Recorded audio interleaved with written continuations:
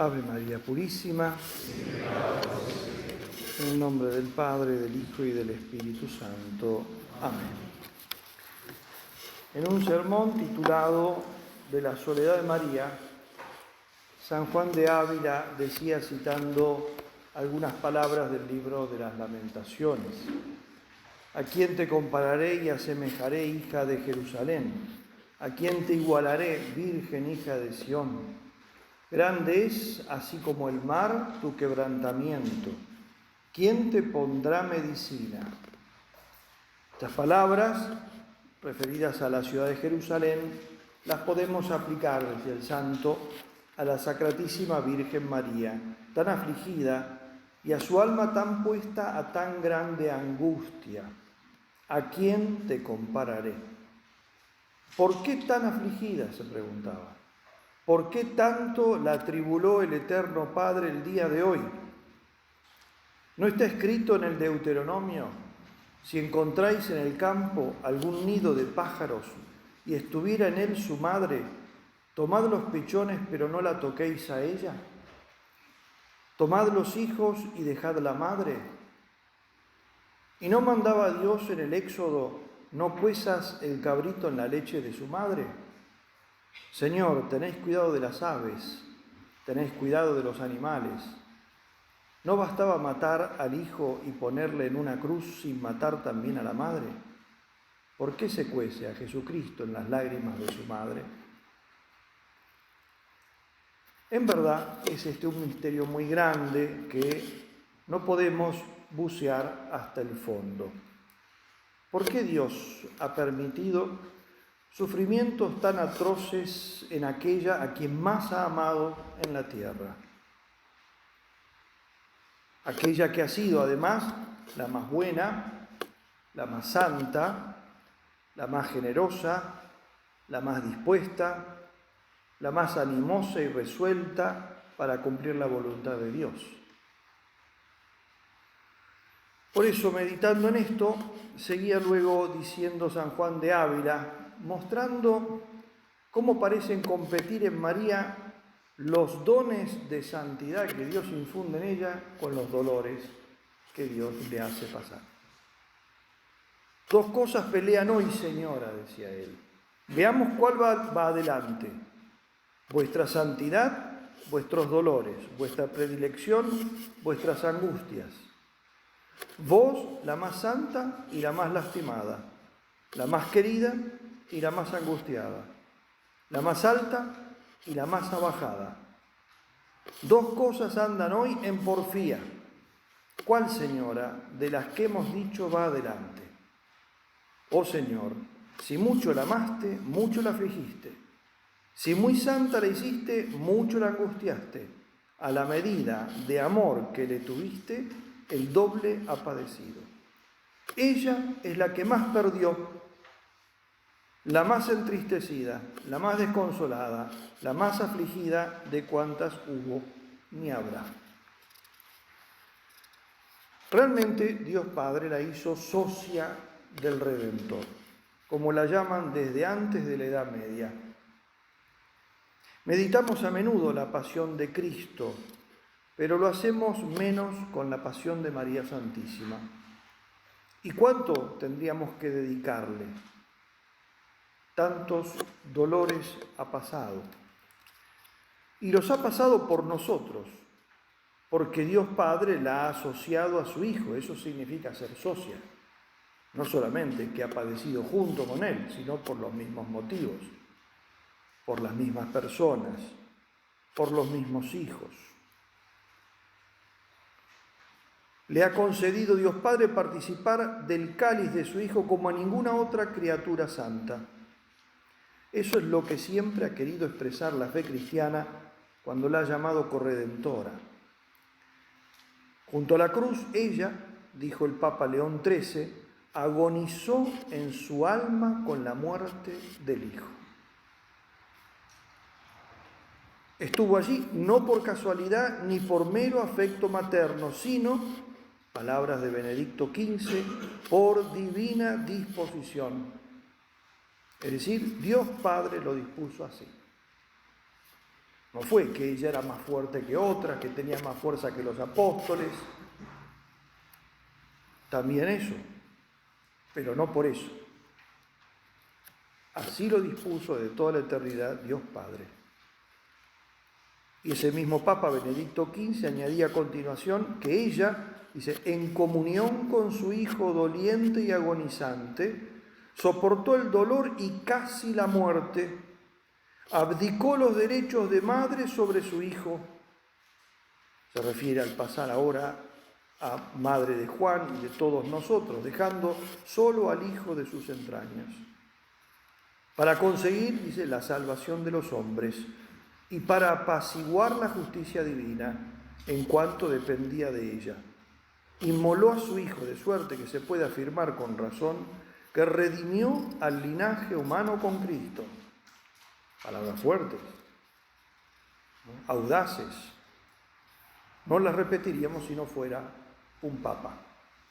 Por esta razón, toda suerte de gracias, seguía diciendo, que sacamos del tesoro de la redención, nos vienen, por así decirlo, y ahí está el matiz en ese por así decirlo, pero es un matiz, nos vienen, por así decirlo, de las manos de la Virgen dolorosa. Por más que busquemos entender estas palabras, matizando todo lo que se quiera, para subrayar, como siempre lo ha hecho nuestra fe, que hay un solo Redentor y mediador principal, son, debemos decirlo, muy fuertes y profundas. Y nos dan a entender cuán grandes han sido los sufrimientos de María Santísima, porque debían estar a la altura de su misión. No eran solo los sufrimientos de una madre que ve la ejecución de su hijo, ni de la mejor madre que ve la ejecución del mejor de sus hijos, sino de alguien que es asociada a una obra que es la más grande que se ha dado en toda la historia y que se dará en toda la eternidad. Ella estuvo allí junto a la cruz, como había estado antes en la pobreza de su infancia, que son cruces, en su juventud, en el frío rechazo de aquellos que le negaron un lugar decente para dar a luz, en la angustiosa huida a Egipto en medio de la noche, sin ver nada, sin saber si los que la persiguen están ahí a los pies, si será ese el momento profetizado por Simeón, si terminará en las garras del criminal de Herodes. Ella está allí en el escondimiento y silencio de 30 años de humilde labor en Nazaret, en el desasosiego de los 3 días en que su hijo desapareció de su lado, cuando se perdió en el templo, en el padecimiento por la muerte de José y la soledad en la que quedaban los dos, ella y su hijo, en el dolor luego de la partida de su hijo y de su consecuente soledad de viuda pobre, y durante esas interminables horas en que oía a su pueblo pedir la muerte de su hijo único, durante esa tremenda mañana de Viernes Santo que terminó en la cruz. Al acompañarlo luego entre la muchedumbre camino al Calvario, al oír los golpes de los verdugos sobre los clavos, al oír las blasfemias que decían los enemigos de Cristo que la rodeaban, a él y a ella. Ella estuvo siempre allí, sin ninguna queja, repitiendo una y otra vez aquella frase con la que San Lucas la introdujo ante nuestros ojos: hágase en mí según tu palabra. Pero no debemos pensar en sus dolores como los nuestros, porque los nuestros se van bebiendo de a poco, según se presentan en el tiempo. Y gracias a Dios, los que faltan por venir no los conocemos. Ya los beberemos cuando lleguen. Y cuando recibimos unas heridas, Las viejas quizá ya cerraron y cicatrizaron, pero ese no es el caso de María Santísima. Porque por lo menos los dolores de la pasión siempre estuvieron de algún modo presentes en su corazón. Por lo tanto, vividos como una silenciosa agonía, desde aquel momento en que comprendió, primero por las palabras del ángel, que el hijo que se le estaba prometiendo era el Mesías sufriente, que tantas veces ella había meditado en los salmos y en las profecías, especialmente en Isaías.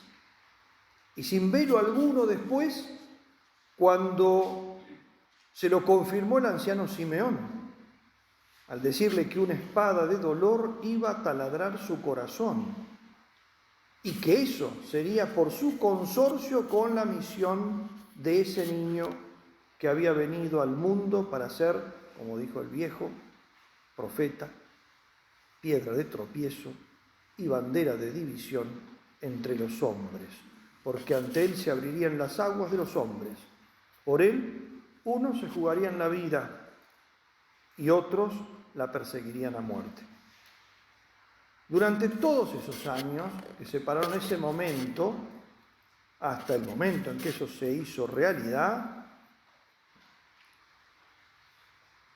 ella, como dice San Lucas, meditó esas palabras en su corazón, pensando que la dolorosa profecía podía cumplirse en cualquier momento, porque lo que no le dijo Simeón era cuándo iba a ser eso. Por eso cada mañana al levantarse ella podría pensar, quizá es hoy, y quizá no es hoy. Y sabemos lo que eso significa. Por eso su expresión desgarradora al encontrar al niño Jesús en el templo a los 12 años, después de buscarlo como una tremenda agonía durante 3 días. Son las palabras realmente de una madre. ¿Por qué nos has hecho esto? Era el Hijo de Dios, pero evidentemente venía con una angustia tremenda en su corazón. Y al encontrarlo, José no dice nada, pero ella explota. ¿Por qué nos has hecho esto?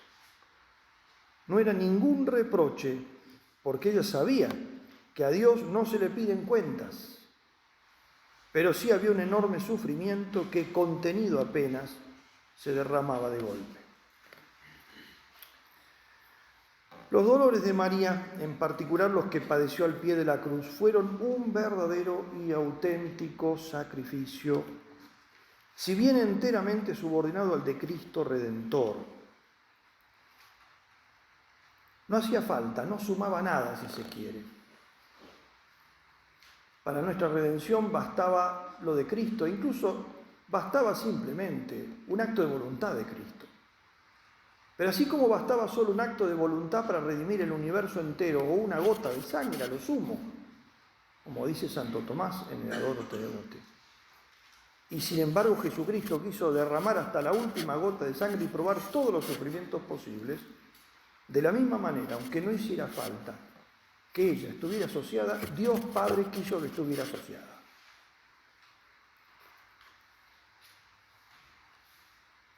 Y que lo suyo fuera importante. A la ida y a la vuelta. A la ida, ¿no?, para presentar todos nuestros dolores, y a la vuelta para distribuir las gracias que Él consiguió. Pero que ella, como socia, le tocaría también una tarea en esa distribución.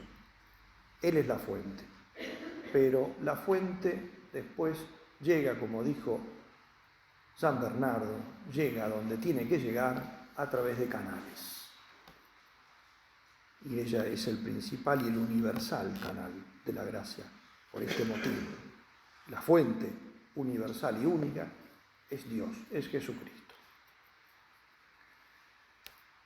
No podía ser de otro modo. La encarnación la había asociado, como dicen los teólogos, al orden hipostático, por lo que participaba, como había sido voluntad de Dios Padre, en la misión del Hijo. y lo demandaba la unión indisoluble con su Hijo, por razón de su maternidad divina. Por eso todos sus trabajos y dolores estaban unidos de vuelta por disposición divina, así lo quiso Dios, y por su voluntad perfeccionada por la gracia, porque ella asumía eso libremente y voluntariamente, a los de Cristo, a los dolores de Cristo en el mismo fin de la redención. Todos los dolores y aflicciones de su Hijo en la cruz espiritualmente eran también dolores y aflicciones de su madre. Por todo esto, el espectáculo de la pasión de Jesús tuvo para ella un volumen de dolor que no podemos concebir ni podríamos soportar si Dios nos permitiese comprenderlo, entenderlo. Ni siquiera si pudiéramos verlo como lo vio ella, entenderlo como lo entendió ella, que es una criatura. Pero nuestro corazón no es el de ella, nuestra fortaleza no es la de ella. Nosotros no podríamos soportarlo. Ella es un corazón totalmente único, una fortaleza totalmente única. La espada que atravesó el corazón de Jesús sobre la cruz tenía, por eso, dos filos, una sola espada, dos filos. Uno de ellos se adentró en el corazón de Cristo, que se entregó a la inicua voluntad del hombre, que haría lo peor que puede hacer un hombre, querer matar a Dios. Quererlo, intentarlo al menos. El otro filo de esa espada penetró en el alma de María y al mismo tiempo, pero ella sufrió como reina de pie, como dice ese hermoso himno, el Stabat Mater, que significa eso, no estaba de pie, estaba de pie, como señora, como dueña, y en silencio, sin gritos, sin desesperación, pero con un inmenso dolor. Es la imagen de cómo se debe sufrir. Podríamos decir, ¿no?, como está escrito debajo de esta cruz tan hermosa, ¿no?, que ahora está sin el Cristo, dice, así se ama, y ahí podríamos poner debajo de la Virgen de la Soledad, así se sufre. Sus dolores fueron más grandes que los de Abraham en el sacrificio de Isaac, porque aquel volvió del monte con el hijo vivo. Ella bajó, abrazada por San Juan. La tradición la llama reina de las 7 espadas, es una de las tantas metáforas. Esta es muy hermosa. El magisterio fue más allá de la metáfora, la definió reina de los mártires, Pío XII. Sus dolores no tienen medida. Por varias razones, en particular 3. Primero, porque su capacidad de sufrir, como ya dije, es única, ya que la capacidad de sufrir se deriva de la capacidad de amar. ¿Cuánto amas? Eso puede sufrir. En el sentido del sufrimiento voluntario, libre, meritorio, no del sufrimiento meramente material. María tuvo el mayor amor del mundo. Por eso las palabras que hemos leído de San Juan de Ávila: vos, la más santa y la más lastimada, la más querida y la más angustiada, la más alta y la más abajada. Si mucho la amaste, le dice al Padre, mucho la afligiste. Si muy santa la hiciste, mucho la angustiaste. A la medida del amor que tuviste, a Dios le dice, fue el doble que ha pasado. Segundo, porque ella misma se sentía causa de la pasión. Eso no debemos olvidarlo nunca. Padece más aquel por quien Cristo padeció más. Cristo sufrió por María más que por nadie, porque la obra sobre María fue única. A ella la preservó de todo pecado, inmaculada. Ella no es no redimida, es la primera redimida por anticipación. Él sufrió para hacerla llena de gracia, aunque en Dios, como no hay tiempo, puede aplicar los méritos de Cristo por anticipado, como hizo con ella. Él había ganado todo eso que ella ya había recibido, lo había ganado, lo ganaría sobre la cruz. Recordemos que la cruz es contemporánea místicamente a toda la historia, es un misterio único. Misterio único. Cuando el Padre Pío ve a Cristo crucificado, lo ve ahora crucificado, ahora se está muriendo. Gemma Galgani lo ve ahora muriendo.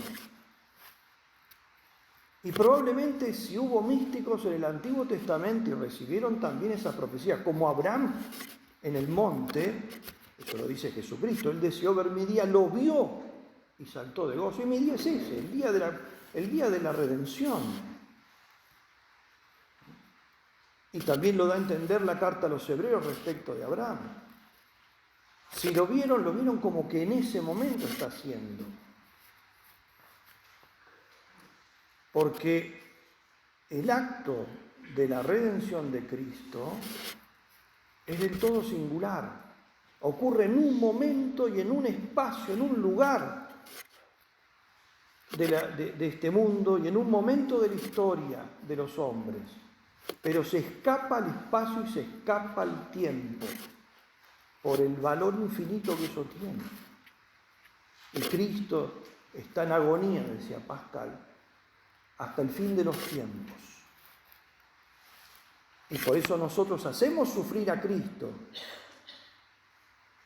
Y por eso nosotros consolamos a Cristo. Todo esto, quien mejor lo sabía, era María Santísima. Ella sabía que esos sufrimientos de su hijo, la principal beneficiaria era ella. Y por eso sufría más. Se veía causa también de eso. Y finalmente porque sufría para honrar infinitamente al Padre, para compensar el pobre amor que el hombre ofrecía al Padre, para unirse y acompañar los dolores de su hijo.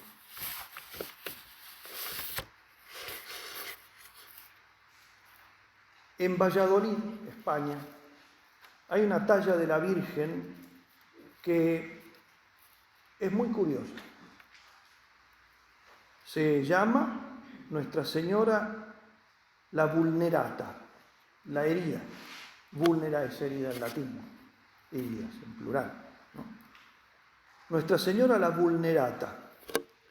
Es una imagen rota. No se puede restaurar de ninguna manera.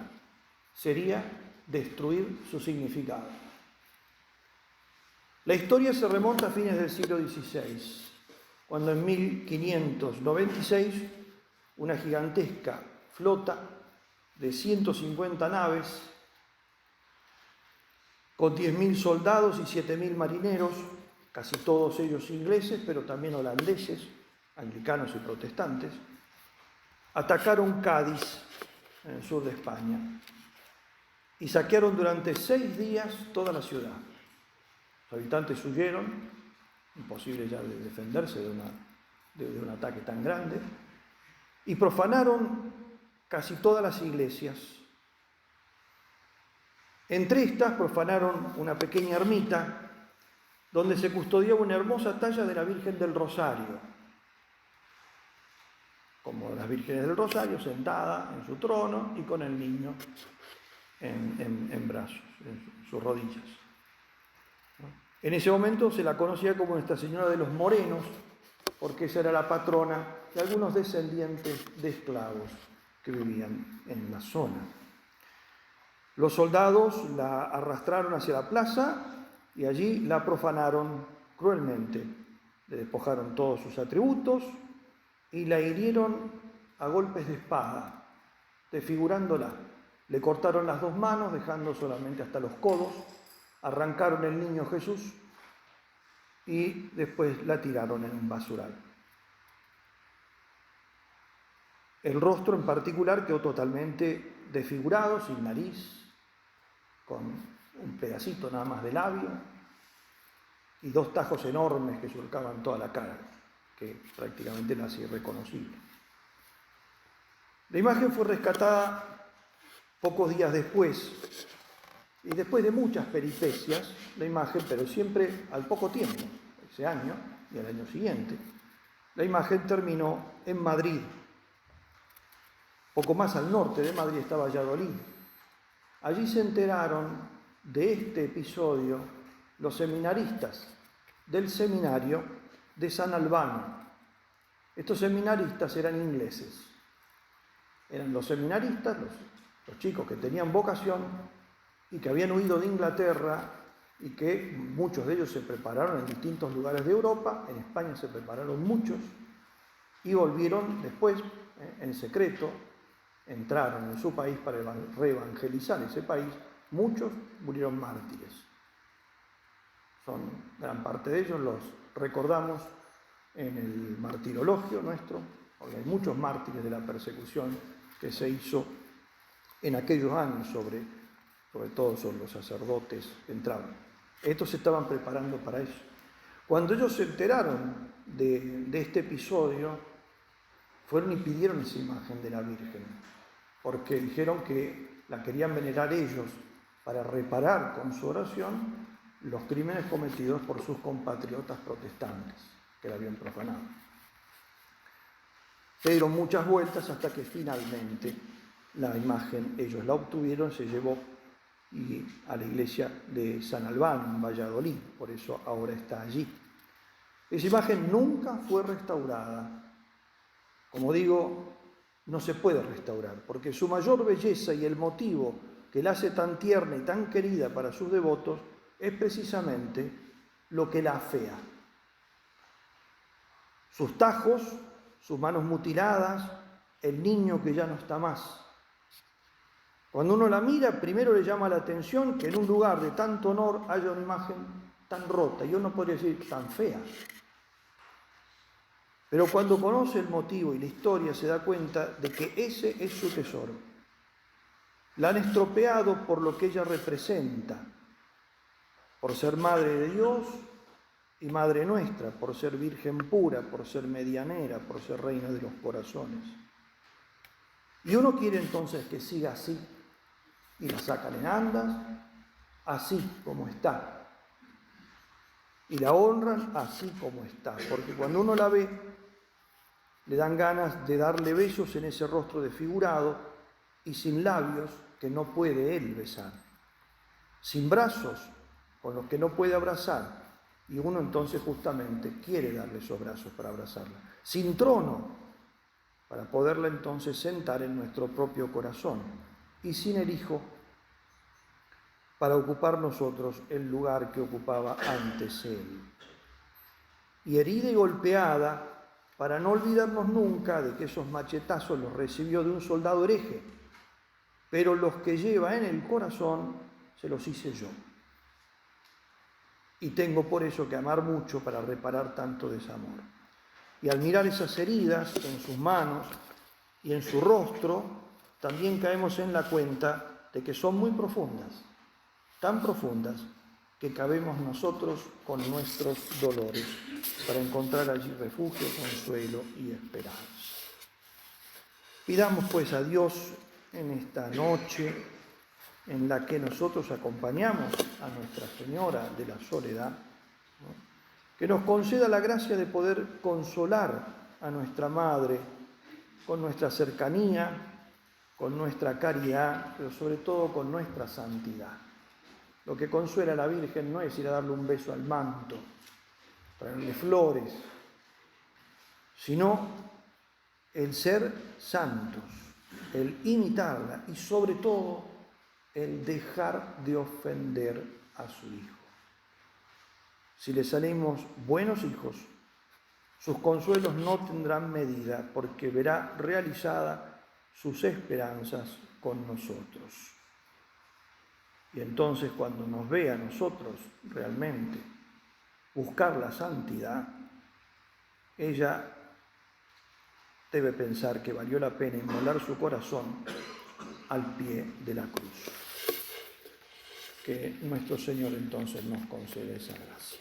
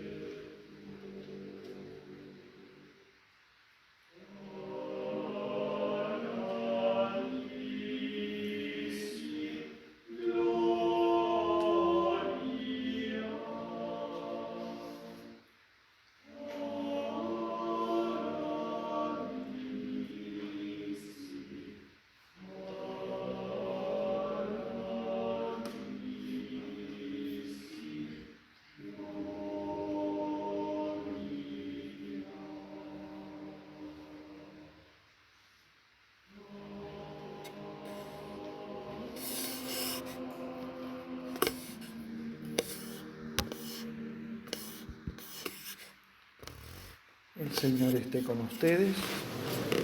Que la bendición de Dios Todopoderoso, Padre, Hijo y Espíritu Santo, descienda sobre ustedes y permanezca para siempre. Nuestra Señora de la Soledad.